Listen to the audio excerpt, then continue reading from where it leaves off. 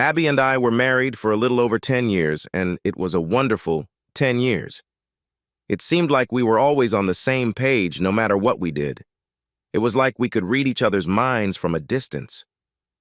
One morning I was getting ready for work and noticed that I needed new underwear. I made a mental note to buy it the next time I went to the store. When I got home that evening, I found that Abby had gone shopping and bought me new underwear. She had stopped at Target to buy linens that were on sale, and for some reason she didn't understand. She had grabbed me some underwear. Another time I was coming home from work, and instead of turning right onto our street, I went straight. I don't know why I did that because I had no real reason not to turn. Whatever the reason was, I was almost to Safeway when I decided to turn back. But at the last minute, I turned into the Safeway parking lot and went into the store. I had a sudden craving for spaghetti with meat sauce, so I went into the store and bought everything I needed to make it. When I got home, Abby said to me as soon as I walked in the door, "Do you mind if we have dinner somewhere tonight? I've been craving spaghetti all day, and I don't have any at home that we can make it out of." These are just two examples of how harmonious we are with each other, and there are many, many more. Abby and I met in college, started dating, fell in love, and got married. We were both virgins when we got married, Abby because she made a promise to her mother on her deathbed, and me because I was too shy to accomplish anything with a girl. But despite starting out inexperienced, our sex life was fulfilling. Again, this was largely due to the fact that we were in tune with each other. I instinctively knew when and where she wanted me to touch her, and she knew the same about me. As a groovy gift, one of her sisters gave her a box labeled Sexual Exploitation Guide at her bridal shower, and when Abby opened it, she discovered a pornographic tape. For the first month of our marriage, we played that tape over and over and did everything we saw on it. We decided to buy more porn tapes and became frequent visitors to the adult bookstore downtown. One day, in some lighthearted moment, I asked her if she was ever going to bring another man over to her house to do it for real. She blushed and replied, "Good God, no. I'm a married woman, not a whore. I could never do it with someone I don't know. And if I did it with someone I do know, I could never meet him again." Being as attuned to her as I was, I knew she meant what she said. After 10 years together, our sex life was still raucous. We enjoyed sex 6 or 7 times a week, and it surprised us that most of our married friends, who had been married as long as we had, only had sex twice a week or even less often. We stopped buying porn tapes but still drew ideas from magazines like Penthouse Letters, Penthouse Forum, and Gallery. On a trip to Mexico, we made love on the little balcony in front of our room. Life with us was never boring. Ever. It was my 35th birthday, and Abby threw a surprise party for me at one of the local bars. When I got home from work that night, Abby said she wanted to have dinner somewhere in a restaurant. I asked her where, and she said the Harpies. "I am awfully anxious to try one of their big stuffed rolls with a big slice of Bermuda onion." We walked into the bar, and the surprise was complete. We set about having fun. It was Friday night, and there was a band playing at the Harpies, so the drinking and dancing was rampant. Since I was the birthday boy, everyone wanted to buy me a drink, and around 11, I felt a little under the weather and passed out by midnight. Abby was on a booze binge too, but she didn't feel as bad as I did. There were a couple people there who thought they were sober enough, and they put me in the car to drive me home.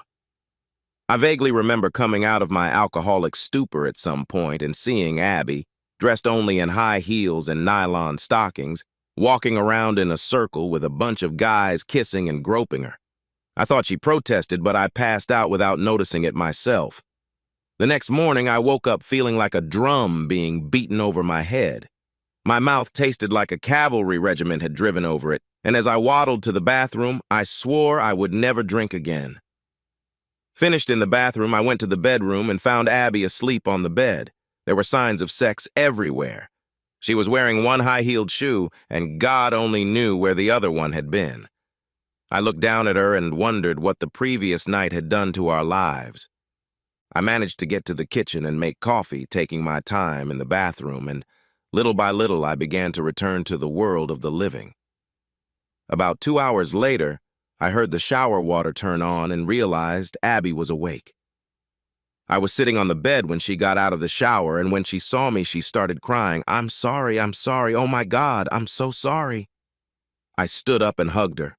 She buried her face in my shoulder and kept crying and crying. I led her to the bed, laid her down and held her until she came to her senses, then took her downstairs and fed her breakfast. It wasn't until mid-afternoon that she could bring herself to tell me what had happened. I was put in the car with Sam, Alice, Greg, Nancy, and Sid, and Abby was put in the car with Ralph, Judy, Harry, Henry, and Al. Ralph, Judy, and Harry sat in the front, Judy in the middle, and Abby in the back, between Henry and Al. They hadn't even pulled out of the parking lot before Judy was already cuddling with Harry, and her husband Ralph was behind the wheel. Abby had had almost as much to drink as I had, but despite being high, she was amazed at what Judy was doing with Harry sitting next to her. Henry said, "See, even though she's married, she can still have a little fun," and kissed her. Abby had been kissed at parties before, especially at Christmas under the mistletoe, and she felt safe in a car full of friends, so she let Henry kiss her. Then Al said he wanted to try it, so she let him kiss herself. And then it was Henry's turn again. Then Al's, then Henry's, and then Al's. A light tongue movement followed, and Abby responded to the kiss. She couldn't remember who first started playing with her breasts, but between the kisses and the sensations, she was getting a little hot. More kissing, more tongue caressing, and more playing with her bust, and then she saw Judy's head fall into Harry's lap, and Ralph looked at what was happening, smiled, and kept going. As drunk as Abby was, she still knew what Judy was doing with her head in Harry's lap. She didn't even remember them undoing her bra. Abby's breasts are very sensitive, and soon the two men had her squirming. She heard Judy say from the front seat, "Go ahead, girl. I knew you had it in you to become a slut like me." She didn't even realize how it happened.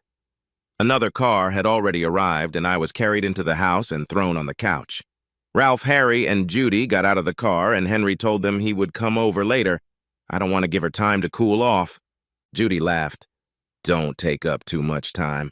I don't want to deal with all of you by myself." The walk from the car to the house gave Abby time to gather her thoughts. She realized that what she had just done was wrong, but at the same time, she liked it. She wished she could have fought harder so it wouldn't have happened, but she also knew that in her condition, Henry and Al would have won anyway. She guessed what was waiting for her in the house and knew she should run away from them as soon as they entered, but that wasn't going to happen. As soon as they entered the house, several guys grabbed her and stripped her down to her shoes and stockings. Judy screamed, "Help at last. Come on, honey. Let's show these guys what a couple of hot sluts can do." And then Judy said, "Let's take this to the bedroom." And the men carried the two women upstairs where they spent the night having as much fun with each man as they wanted. By the time she finished telling me the story, she was crying again. I comforted her and told her I loved her, and she apologized and promised to be mine forever and never be in a situation like that again. The rest of the weekend passed quietly for us as neither of us wanted to say or do anything to remind us of what had happened on Friday night. I knew that Abby was still shaken by what had happened to her, and I did my best to shower her with love and affection, to show her that I still loved her and that she didn't need to worry about our future. Monday was not a bad day for me until about 2 o'clock in the afternoon. Suddenly, images of Abby and other men started popping up in my head. On my way home from work, I was standing at a stoplight and the image of Abby cheating on me surfaced in my mind. When I got home from work, Abby wasn't there, and when I walked into the kitchen, I saw the light blinking on the answering machine. I pressed the play button and the announcement read, "You have one new message and one old message." The new message was from a telemarketer, so I deleted it. Our answering machine is state-of-the-art and has more contrivances than you can count. One of the functions it performs is to record some messages that you don't normally think about, and I think Abby forgot about this feature.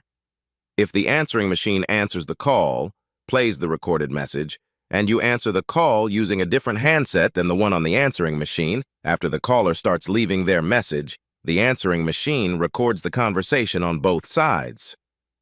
"Hello? Abby, it's Judy." "Oh, hi." Are you in the middle of something? No, not really. Hey, listen, I have some friends coming over and we're gonna have a little party. Do you want to come? Pause. I don't think I can. Come on, honey. A party would be good for you. I'm sorry, I really don't think I can make it. You don't think you can or you don't think you should. Well, yeah, I guess I do. I really don't have to. But you want to, Abby. I can hear it in your voice. Silence. Honey, you can't hide it from me. I was lying on that bed next to you, remember? I know you want to do it again. Long silence then. What time? As soon as you can get there. Who's gonna be there? Just some of the guys you had fun with last night. I need to be home before David gets here. I heard a noise behind me and turned around to see Abby standing there looking like she had just lost something, and I just stood there looking at her while the message reached me.